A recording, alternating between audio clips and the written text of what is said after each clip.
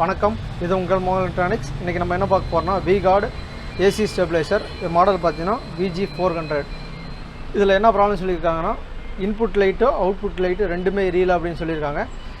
நம்ம இதுக்கு முன்னாடி போட்ட வீடியோலாம் பார்த்தீங்கன்னா இன்புட் வந்து அவுட்புட் வரலைன்னா என்ன ரெடி பண்ணலாம்னு சொல்லி நான் வீடியோ போட்டிருக்கேன். அதை நான் வேணால் ஐபட்டில் கொடுக்கலாம், போய் செக் பண்ணி பாருங்கள்.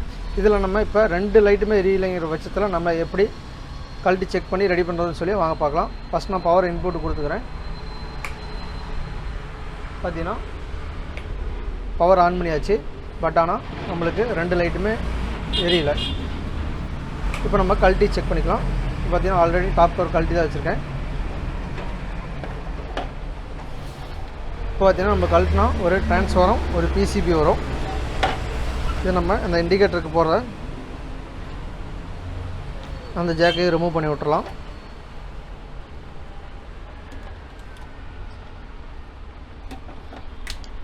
இப்போ தனியாக கழட்டியாச்சு. இதில் பார்த்தீங்கன்னா நம்மளுக்கு ஒரு PCBயில் ஃபஸ்ட்டு நம்ம செக் பண்ண வேண்டியது ஏதாவது மெல்ட் ஆகிருக்கு தான் பாருங்கள்.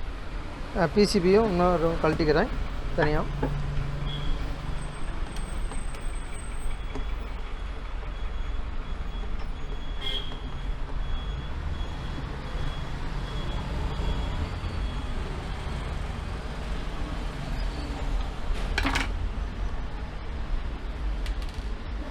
பார்த்தீங்கன்னா நம்ம PCBயை தனியாக கழட்டியாச்சு.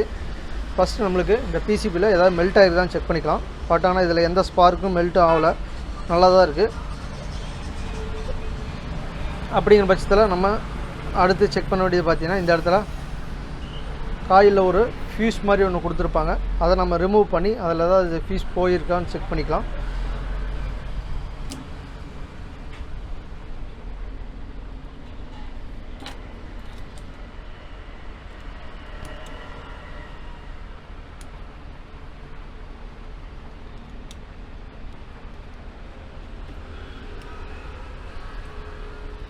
இப்போ பார்த்தீங்கன்னா உங்களுக்கு தெரியும், இந்த ரெண்டு கம்பி பார்த்தீங்கன்னா நம்மளுக்கு தனித்தனியாக இருக்குது. ஸோ ஆக்சுவலாக இது என்ன பண்ணியிருப்பாங்கன்னா, இந்த ரெண்டு கம்பியும் ஒட்டை வச்சு சால்டு பண்ணியிருப்பாங்க.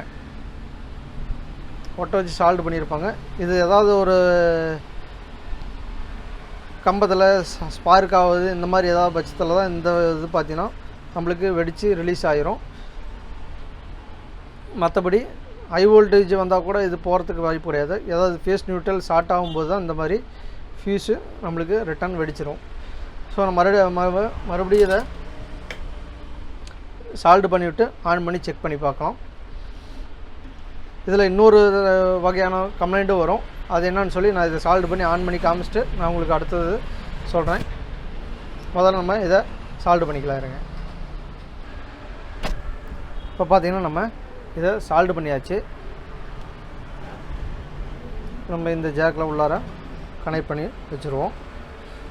இந்த vguard பொறுத்த வரையும் பார்த்தீங்கன்னா மேக்ஸிமம் பிராண்டில் எல்லாத்துலேயுமே இந்த ஒரு ஆப்ஷன் கொடுத்துருப்பாங்க. ஸோ உங்களுக்கு ஆன் ஆகலைன்னா ஃபஸ்ட்டு நீங்கள் இதை ரிமூவ் பண்ணி இதில் வெடிச்சிருக்குதான் பாருங்கள். அதாவது கம்பி தனித்தனியாக இருக்குதான் பாருங்கள். கம்பி தனித்தனியாக இருந்தால் நீங்கள் சால்டு பண்ணி போட்டிங்கன்னா உங்களுக்கு செட் ஆன் ஆயிரும். நாங்கள் ஃபஸ்ட்டு இதை ஆன் பண்ணி காமிச்சிட்றேன். அதுக்கடுத்து இன்னொரு மெத்தட் என்னென்னு நான் சொல்கிறேன்.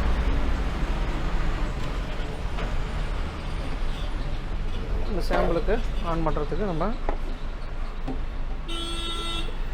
இன்புட் சொல்லிடலாம். இப்போ நான் பவர் ப்ளக் பண்ணுறேன். இப்போ பார்த்தீங்கன்னா நம்மளுக்கு இண்டிகேட்டர் லைட் ஆன் ஆயிடுச்சு, அவுட்புட்டும் வந்துடுச்சு. இப்போ அவுட்புட்டுக்கு உண்டான வோல்ட்டு கரெக்டாக வருதான்னு செக் பண்ணிக்கலாம்.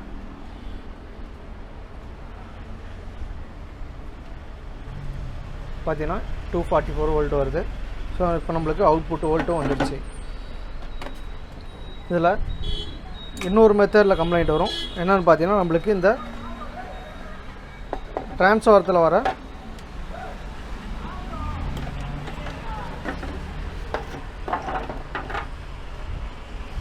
இன்னொரு மெத்தடில் என்ன ஃபால்ட்டுன்னு பார்த்தீங்கன்னா, இந்த டிரான்ஸ்ஃபாரத்தில் வர அந்த ஃபியூஸு வெடிக்காது, நல்லாயிருக்கும். அப்படிங்கிற பட்சத்தில் நம்மளுக்கு எந்த இடத்துல ப்ராப்ளம் வரும்னு பார்த்தீங்கன்னா, இந்த ஏசி இன்புட் ஒயரு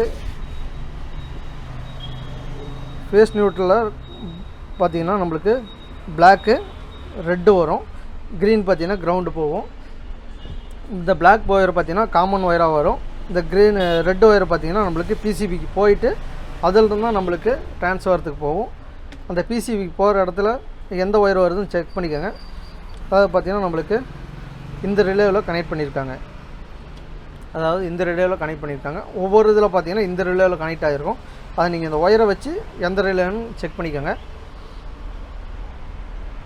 இந்த ரிலே நம்மளுக்கு ஸ்பார்க் ஆகிருக்கும் உள்ளார. அந்த ஸ்பார்க் ஆகிருந்தாலும் நம்மளுக்கு செட்டு டோட்டலாக ஆன் ஆகாது. அதாவது பார்த்திங்கன்னா இது கான்டாக்ட்டு மிஸ்மேட்ச் ஆகிரும்.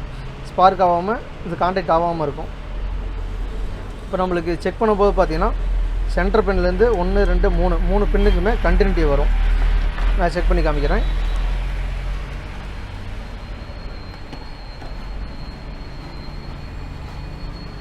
இந்த ரிலே நல்லா இருக்கிற பட்சத்தில் பார்த்திங்கன்னா 1 2 3 பின்னுக்குமே கண்டினியூட்டி வரும். அப்படி கண்டினியூட்டி வந்ததுன்னா இந்த ரிலே நல்லா இருக்குதுன்னு அர்த்தம்.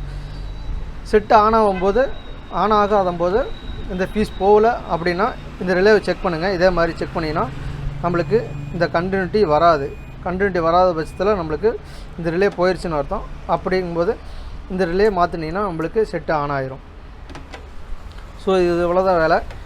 சப்போஸ் உங்களுக்கு இந்த ரிலே போயிருந்தால் பக்கத்தில் இருக்க 2 ரிலேவும் செட்டாக மாற்றி விட்ருங்க. அப்போ தான் நம்மளுக்கு ரிட்டன் ஃபால்ட் இல்லாமல் இருக்கும். இப்போ நம்ம இதை ஸ்க்ரூ பண்ணி மறுபடியும் பேக் பண்ணிக்கலாம்.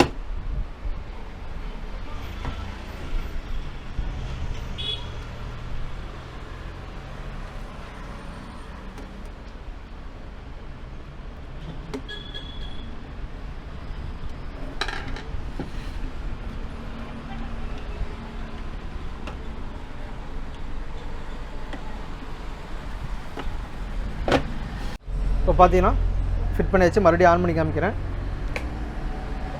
பார்த்தீங்கன்னா பவர் ஆன் பண்ணியாச்சு. ரெண்டுமே பார்த்தீங்கன்னா ரெட்டில் எரியுது. இந்த அவுட்புட் பார்த்தீங்கன்னா க்ரீன். பார்த்தீங்கன்னா ஏசி ஸ்டெபிலைசரை பொறுத்த வரையும் ரொம்ப நேரம் கழித்து ஆன் பண்ணிங்கன்னா உடனே ஆன் ஆகிரும், க்ரீன் மாறிடும்.